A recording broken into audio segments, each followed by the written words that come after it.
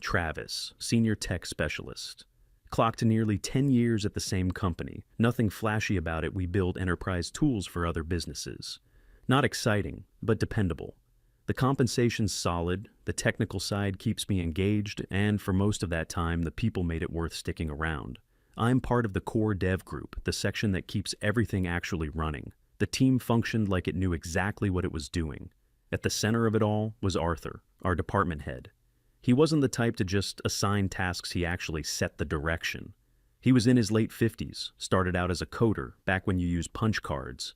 Knew the system architecture better than the people who designed it. If you had a problem, a real beast of a bug that nobody could figure out, you'd go to Arthur. He'd lean back in his chair, stare at the ceiling for a minute, and then ask you one question that made you see the whole problem differently. He never gave you the answer, he guided you to it, made you a better engineer. Our department had the highest performance metrics in the entire company. We consistently beat our deadlines. Our code had the fewest bugs in production, and our client satisfaction scores were through the roof. We got the biggest bonuses every year. It wasn't because we were geniuses. It was because Arthur created an environment where good work was possible. He filtered all the corporate nonsense from filtering down to us. If some VP had a stupid new idea for a reporting metric, Arthur would handle it. He'd go to the meetings, nod his head, and then create some automated script to generate the report so we didn't have to waste our time. He protected our focus. That was his main thing. The team trusted him completely. We had almost zero employee turnover. I can only remember one guy leaving in the last 5 years, and that was because his wife got a huge job offer in another state. We threw him a massive going-away party. Arthur gave a speech about his contributions. It felt like a family. We worked hard, but the atmosphere was relaxed. Jokes, occasional long lunches, a fantasy football league that Arthur was terrible at but joined every year. It was a place built on merit. If you were good at your job, you were respected. Simple as that. We thought it would last forever. Then the company hired Florence. The announcement came in a company-wide email. A new executive position had been created, Director of Innovation and Synergistic Growth. I remember reading that title and thinking it sounded like it was generated by an AI. The email had a picture of her, professional headshot, smiling a bit too wide. It detailed her background. Lots of time spent in HR consulting, a few years at a nonprofit, and a lot of buzzwords about transformative leadership and future-proofing workplace culture. Not a single mention of software development, engineering, or anything related to what our company actually did. My coworker, a guy named Mike, leaned over his monitor. "She's never written a line of code in her life, has she?" I just shook my head. Her mandate was to oversee several key departments, including ours. This meant Arthur now reported to her. The first meeting was a week later. She called an all-hands for our entire division. She walked into the conference room, and the energy just changed. She wasn't loud or aggressive, but she had this air of absolute certainty. The kind of certainty that only comes from never having been proven wrong by hard data. The presentation started. It was 40 minutes of the most generic corporate speak I've ever heard. Slides with stock photos of diverse, happy people pointing at whiteboards. She talked about breaking down old structures, challenging established hierarchies, and the need to create a more inclusive conversational space. She never once mentioned our products, our clients, or our performance. The most telling moment came near the end. She put up a slide that just said, "The future is collaborative." Then she said, "To build the future, we need to be willing to let go of the past. We need to move on from the old guard ways of thinking and embrace a new, more empathetic paradigm." As she said old guard, her eyes flicked over to Arthur for just a second. It was so fast, you could have missed it. But I saw it, Mike saw it, we all saw it. Arthur didn't react. He just sat there, listening politely, his face a perfect mask of professionalism. After the meeting, the team was buzzing. We knew what that was. That was a shot across the bow. A few days later, the changes started. They were small at first. We got an email from Florence announcing a new mandatory weekly meeting. It was called the Synergy Circle. The purpose, according to the email, was to foster psychological safety and share our emotional truths. The first Synergy Circle was a disaster. We all sat in a conference room. Florence told us to go around the room and share one thing we're grateful for and one professional anxiety we're holding. You could feel the collective cringe. We're engineers. We solve problems with logic and code. This felt like a forced therapy session. One of the junior guys, trying to be a good sport, said he was anxious about an upcoming deadline. Florence told him that deadlines were a construct of patriarchal urgency culture, and that he should honor his feelings first. The junior guy just stared at her, completely baffled. The project he was talking about was for our biggest client. Arthur, ever the diplomat, gently steered the conversation back to something productive. He mentioned being grateful for the team's hard work and said his anxiety was ensuring we had the resources to meet our Q3 goals. Florence just smiled and said that focusing too much on goals was a sign of toxic productivity. The meetings were a complete waste of an hour every week. Then came the one-on-one meetings. Florence scheduled a 30-minute chat with everyone on the team, individually. My turn came on a Wednesday afternoon. I went in expecting to talk about my projects, my career goals. She didn't ask about any of that. Her first question was, "Travis, on a scale of 1 to 10, how emotionally fulfilled do you feel in your role?" I was so taken aback I just said, a 7? She nodded slowly, writing in her notebook. "And what's preventing you from being a 10? I tried to talk about some technical challenges, but she wasn't interested. She asked me about Arthur. "Do you feel Arthur's leadership style is inclusive? Does he create space for voices that are different from his own? Have you ever felt that his focus on results comes at the expense of the team's well-being?" It was a line of questioning designed to get a specific answer. She was fishing for complaints. I gave her nothing. I told her Arthur was the best boss I'd ever had, that he was fair, supportive, and the reason our department was so successful. She just kept smiling that same placid smile, writing in her notebook. "Thank you for your honesty, Travis." I left that meeting with a knot in my stomach. I knew exactly what she was doing. She was building a case. I told Arthur about the meeting. He just sighed. He looked tired. He said that he'd been trying to manage her expectations, to show her the data on our performance. He explained to her that our methods, while maybe old-fashioned to her, produced results. Her response was always the same. Our success was in spite of his leadership style, not because of it. She told him he was resistant to change and a blocker to progress. The atmosphere in the department started to get tense. People stopped joking around as much. Everyone was just head down, trying to avoid drawing attention. The pointless initiatives kept coming. We had to start filling out a daily emotional check-in form. We were mandated to attend a workshop on unpacking male privilege in the tech space. The workshop was led by an outside consultant who kept talking about how male-coded language in our comments, like the word execute, was creating a hostile environment. Our productivity started to dip. All these meetings and forms were eating into our coding time. Projects that were once ahead of schedule were now barely on track. Arthur fought for us. He went to Florence with charts and spreadsheets. He showed her the burn-down charts for our projects, the increase in time spent in non-technical meetings, the direct correlation with slipping deadlines. He wasn't aggressive. He was calm, factual. "Florence, I support the goal of a positive workplace, but these new initiatives are impacting our ability to deliver for our clients. We need to find a better balance." That was the last straw for her. About a week after that meeting, it happened. It was a Tuesday morning. No, maybe a Wednesday. The days were blurring together. Arthur was called into a meeting with Florence and a person from HR. He was in there for about 15 minutes. He walked out, came back to his desk, and didn't say a word. He just picked up his small cardboard box of personal items, a framed photo of his wife and kids, a coffee mug his daughter had made him, a couple of old programming textbooks. He looked around at all of us. We were all frozen, watching him.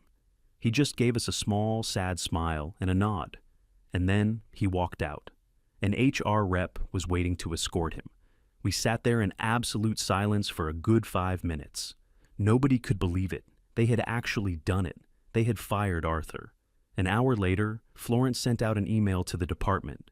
It was a masterpiece of corporate doublespeak. It said that Arthur had decided to pursue other opportunities, and that they wished him well in his future endeavors. It talked about a new direction for the department and the exciting opportunity this presented for a leadership refresh. Everyone knew it was a lie. The morale of the team, which had been slowly sinking, hit rock bottom. We felt betrayed. Arthur had built this team. He had mentored every single one of us, and the company had just thrown him out like garbage because he didn't fit with some new executive's ideology. We spent the rest of the day in a daze. No real work got done. People were just talking in hushed tones, updating their resumes and sending messages to Arthur on LinkedIn. We wondered who they would bring in to replace him. Maybe someone from another department, an outside hire with real experience. The next morning, we got our answer. Florence called a team meeting. She walked in with a woman we'd never seen before. The woman looked to be in her late 20s, early 30s. She was smiling nervously. "Team," Florence began, with that same bright, artificial enthusiasm. "I'm thrilled to announce our new department head. Please join me in welcoming Georgia." She gestured to the woman beside her. "Georgia and I have known each other for years. I have seen her leadership skills firsthand, and I know she is exactly the kind of forward-thinking, empathetic leader this department needs to reach the next level." We were all just staring. Mike, who was never afraid to ask the direct question, raised his hand. "What's Georgia's background? What's her experience with our tech stack?" Florence's smile tightened just a little.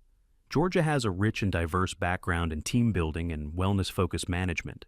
She's going to bring a much-needed focus on people, not just processes." That, of course, answered nothing. The meeting ended. Georgia was now our boss. The first thing I did when I got back to my desk was look her up. Her LinkedIn profile was something, a degree in art history. Her most recent job was studio manager at a high-end yoga studio. Before that, she managed a coffee shop. Before that, she was a freelance lifestyle blogger. There was absolutely nothing in her work history, nothing, that was even remotely related to technology, software engineering, or managing a team of highly technical professionals. Florence hadn't hired a replacement for Arthur. She had installed her unqualified friend in a high-paying job. The realization hit the team like a physical blow. This wasn't about performance or culture. It was about cronyism, dressed up in the language of social justice. Georgia's first week was a study in incompetence. She clearly had no idea what we did. She'd walk around the office smiling at everyone, asking, "How's it going?" If you tried to explain a technical problem, her eyes would just glaze over. Her go-to management technique was to deflect. "Travis, we're hitting a major roadblock with the API integration for Project Condor." She'd nod thoughtfully and say, "Okay, thank you for flagging that. Why don't you sync up with the rest of the team and brainstorm some solutions? I believe in empowering you all to find the answers." That's what Arthur used to do, but he did it after he understood the problem and could provide guidance. Georgia did it because she had no clue what an API even was. She spent most of her first week reimagining our workspace. She got approval from Florence to spend a chunk of our department budget on new furniture, not better chairs or bigger monitors. She bought a bunch of beanbag chairs, a ping-pong table for the break room, and a fancy espresso machine. She also put up a bunch of motivational posters with phrases like "dream bigger" and "good vibes only." While she was doing this, a critical server went down. Normally, Arthur would have been in the thick of it, coordinating the response, communicating with other departments, and managing client expectations. Georgia was trying to decide whether the new ficus plant looked better in the corner or by the window. We managed the crisis ourselves, but it took 3 times as long without a competent leader to run interference. Her first technical decision was a monumental blunder. We had a planning meeting for our next big software release. Georgia decided to run it as a free-form ideation session. There was no agenda. She just put on some calming instrumental music and asked everyone to share what's in their heart. We tried to talk about feature prioritization and resource allocation. She kept redirecting the conversation to things like, "But how does that feature make you feel?" At the end of 2 hours, we had accomplished nothing. She then made a decision about the core feature of the release. 2 senior engineers, including myself, strongly advised against her chosen path.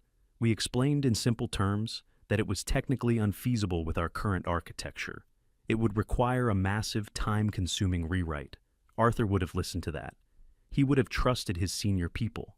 Georgia smiled and said, "I hear your concerns, but I don't want us to be limited by negative thinking. Let's aim for the stars."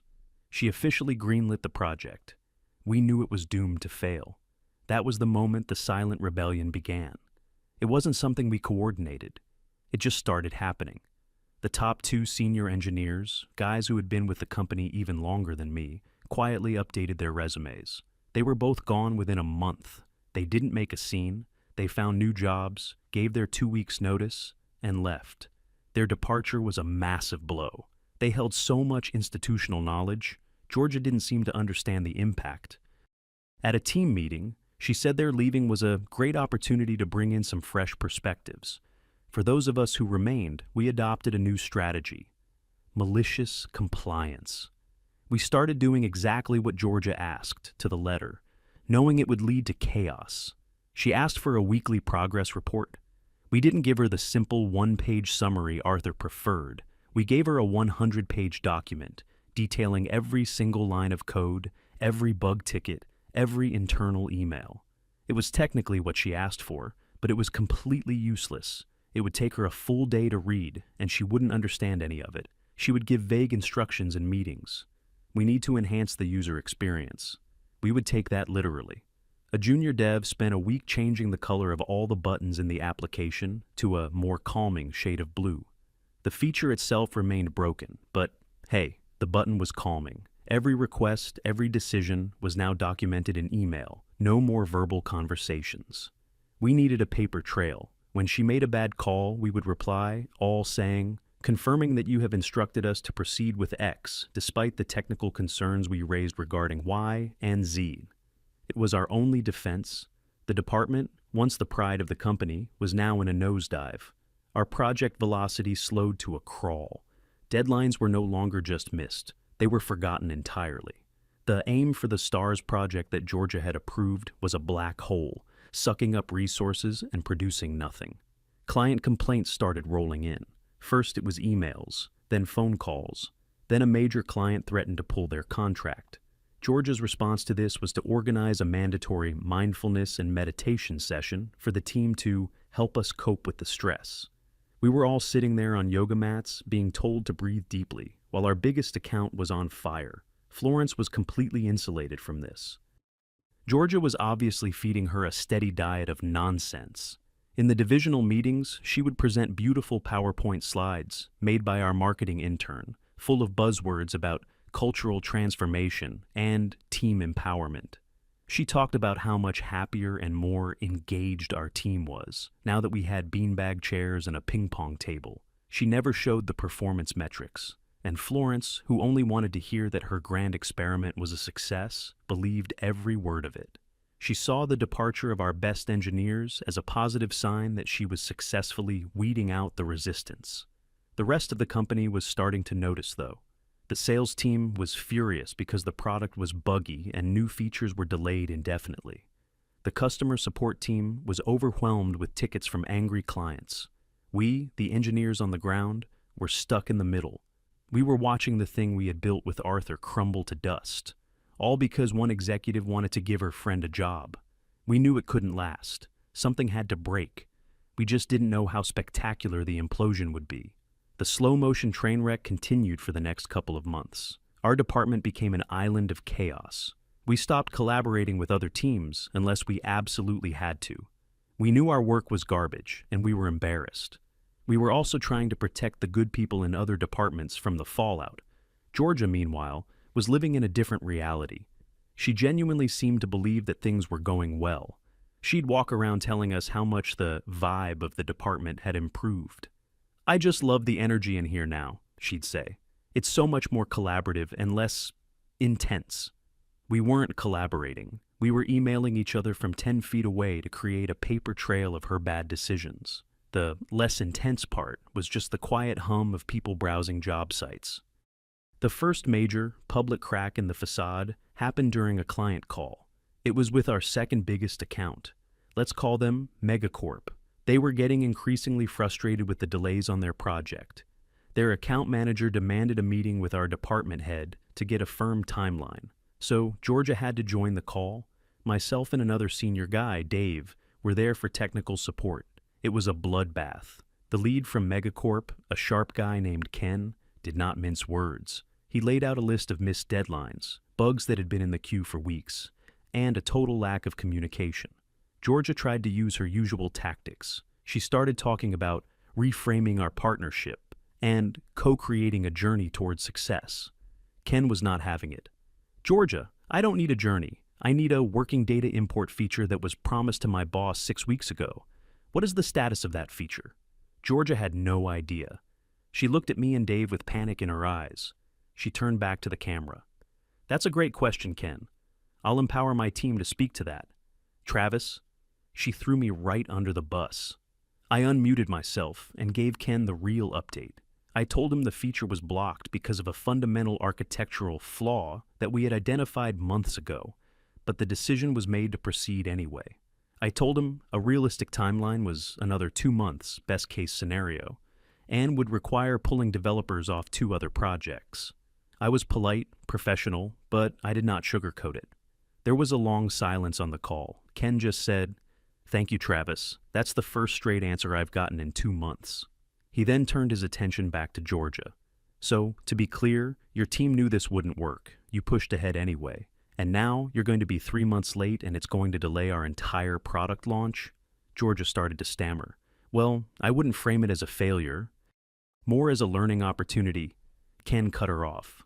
"I'll be learning about this on my call with your VP of sales tomorrow." He ended the call. As soon as the line was dead, Georgia looked at me. The friendly, smiling mask was gone. "What was that? You made me look like a fool." I just stared back. I told him the truth. "What did you want me to do, Lai?" "You should have been a team player," she said. "We need to present a united front." That was the moment I stopped seeing her as just incompetent. She was actively malicious. She wanted me to lie to a client to cover for her mistake. The fallout from that call was a slap on the wrist. Florence swooped in to do damage control. She had a call with Ken and the VP. She must have spun some incredible story about growing pains and strategic realignment, because nothing happened to Georgia. Instead, Florence sent an email to our department about the importance of unified messaging and managing client perceptions. It was a warning shot, aimed directly at me. The next brilliant idea from Georgia was a mandatory off-site team-building retreat. Because our department's problem was clearly that we didn't like each other enough, she spent thousands of dollars from our dwindling budget to rent a cabin by a lake for a day. We had to drive 2 hours out of the city to get there. The entire day was a series of excruciating HR-approved exercises. We did trust falls. I literally had to let myself fall backwards into the arms of my coworkers. We had to go around in a circle and say what we admired about the person to our right. The whole time, I'm getting frantic emails on my phone from the support team about another server outage. The final activity was the worst. The facilitator, a guy who looked like he'd been cryogenically frozen in 1995, had us all sit on the floor. He asked us to build a machine that represents our team, using only our bodies. I have never felt my soul want to leave my body more than in that moment. So, there we were, a group of highly paid software engineers, crawling around on the floor pretending to be cogs and levers, while our entire product suite was on fire. The ride back to the city was silent. We were all completely defeated. This retreat was a turning point for a few more people. Dave, the other senior guy on the client call, put in his 2 weeks' notice the following Monday. His exit interview was apparently brutal. He told HR exactly what was wrong. Incompetent leadership was driving the company's most profitable department into the ground. HR just nodded and filed the paperwork. They were there to protect the company from lawsuits, not to solve problems. With Dave gone, I was now the last remaining senior specialist from Arthur's era. I became the de facto repository for all the knowledge. Georgia started relying on me for everything, which I hated. She'd call me into her office 10 times a day to ask basic questions she could have Googled. "Travis, what's a pull request?" "Travis, the sales team is asking for our API documentation. What do I send them?" I would answer her in the most dry, technical way possible. I gave her no more and no less than what she asked for. My malicious compliance became a high art. The quarter was drawing to a close, and we all knew the numbers were going to be horrific. Our team's performance was measured by a set of key metrics: features shipped, bug resolution time, system uptime, and client satisfaction. Under Arthur, we were green on all of them, every single quarter. I had access to the dashboard. I watched the numbers. Features shipped was down 60%. Bug resolution time had tripled. System uptime was at its lowest in 5 years. Client satisfaction was a sea of red. A week before the official quarterly review meeting, Georgia called me into her office. She had a printout of the metrics dashboard in front of her. For the first time, she looked genuinely worried. "Travis, these numbers, they don't look right." "Those are the numbers," I said. "The system pulls them automatically. They're accurate." "But why are they so low?" I almost laughed. "Because our 2 best engineers quit. Because we spent the last 3 months on projects that were technically impossible. Because our time is spent in synergy circles and filling out emotional check-in forms instead of writing code." I laid it all out. I wasn't emotional, just factual. She just stared at me. The reality was finally starting to penetrate her bubble of corporate wellness jargon. "Florence is going to be furious," she whispered. "Probably," I said. Then she said something that sealed her fate in my mind. "We need to fix this. We need to frame this data in a more positive light." She wasn't asking to fix the problems. She was asking to manipulate the report. "I don't know how to do that," I told her. "The data is the data." I left her office.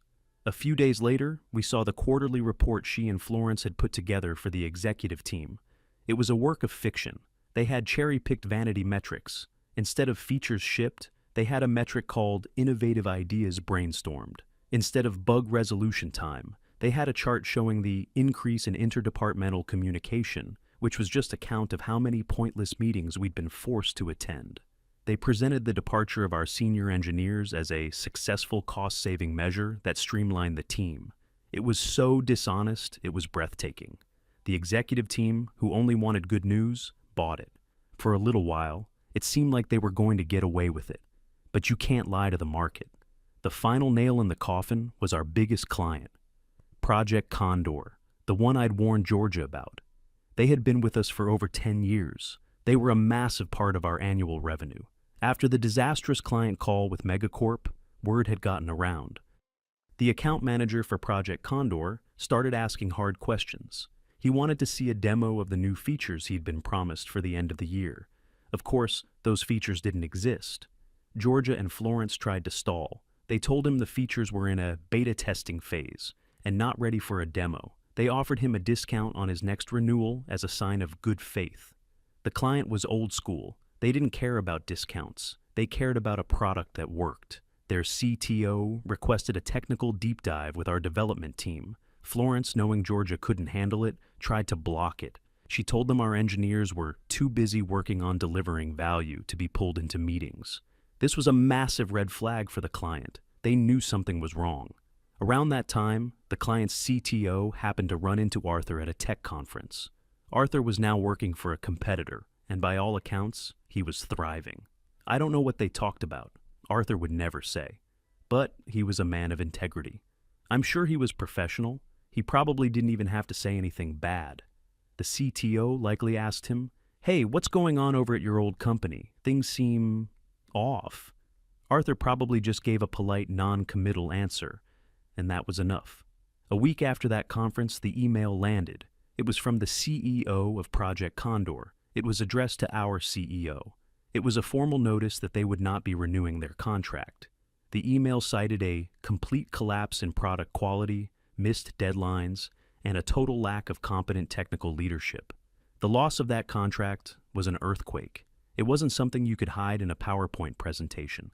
It was a multi-million-dollar hole in the company's revenue. News travels fast in a corporation. Within an hour, everyone knew, not just the details, but the exact wording from the email. A complete collapse in product quality. A total lack of competent technical leadership. The words were a direct indictment of everything Florence and Georgia had done. People I hadn't spoken to in months were stopping by my desk. "Hey, Travis, did you hear?" I just nodded. There was no celebration, no high fives. It just felt heavy. We had all watched this happen. We had seen it coming from a mile away. And now, the inevitable had happened. We had lost our best client because the company decided that ideology was more important than competence.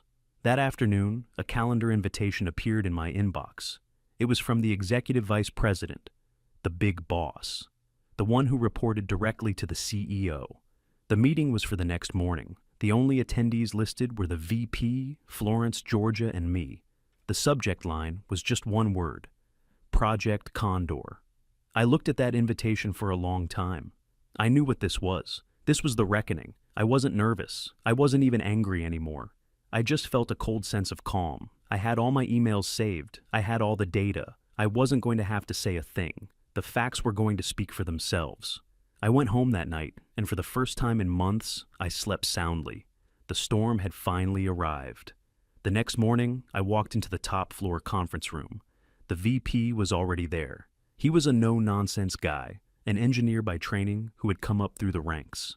He cared about one thing: results. He didn't say hello, just motioned for me to sit. Florence and Georgia came in a minute later. They looked like they hadn't slept. Florence tried to start with a cheerful, "Good morning." The VP just stared at her until she sat down. He slid a single piece of paper across the polished table. It was the termination email from Project Condor. "Explain this," he said. His voice was quiet, which was much scarier than if he had been yelling. Florence launched into her prepared speech. It was all damage control and corporate jargon. This is obviously a disappointing outcome, but it's also a learning opportunity. The client's needs were shifting. There was a misalignment of strategic priorities. We were already planning to pivot our resources. The VP let her talk for a full minute, his face like stone. Then he held up a hand to stop her. He turned to me. "Travis, you're the last senior man standing from Arthur's team. You've been here through all of this. I want the truth. No PowerPoints, no buzzwords. What happened?" This was it. I looked at Florence, then at Georgia. Then I looked back at the VP. "We lost them because we stopped being able to do our jobs," I said. I walked him through it. The firing of Arthur, a man who consistently delivered. The installation of Georgia, who had zero technical experience. The departure of our best talent. The shift in focus from product development to mandatory synergy circles and team-building retreats. The project that was greenlit against the advice of the entire senior technical staff. I didn't raise my voice. I just stated the facts, one after another, like laying bricks in a wall. With every sentence, Florence's face got paler. Georgia just stared at the table. When I finished, the room was silent. The VP leaned back in his chair. He looked at Georgia. "Georgia," he said, "what is the primary function of a load balancer in a multi-tier web architecture?" It was a basic textbook question for anyone in our field. Georgia opened her mouth, but nothing came out. She looked helplessly at Florence. The silence stretched on. It was brutal. The VP didn't wait for an answer she didn't have. He turned his gaze to Florence. "You got rid of the most effective manager in this company and replaced him with your friend, who doesn't know the first thing about our business. You hid the decline in performance with fake metrics. This isn't a misalignment of priorities. This is a catastrophic failure of leadership." He stood up. "The company has lost millions of dollars and our market reputation is damaged, all because of you." He looked at both of them. "Pack your desks. HR will meet you there." Then he turned and walked out of the room without another word. Florence and Georgia just sat there, completely stunned. The reality of what had just happened washed over them. I stood up, didn't look at them, and walked out. By the time I got back to my desk, the news was already spreading. An hour later, we saw them. The walk of shame. Each of them carrying a small cardboard box, escorted by building security. They didn't look at anyone. They just stared straight ahead. The next week, the VP held an all-hands meeting with our department. He apologized. He actually said the words, "Management made a mistake. We let you down." He announced they were bringing in an interim head, a veteran manager from another division who was known for being competent and drama-free. The atmosphere in the department instantly lifted. It felt like we could breathe again. A few weeks later, I was on LinkedIn. I saw that Arthur had updated his profile. He had been hired as a director of engineering at one of our biggest competitors. And I saw in his network that the 2 senior engineers who left first were now working for him. They had rebuilt the core of their old team. Good for them.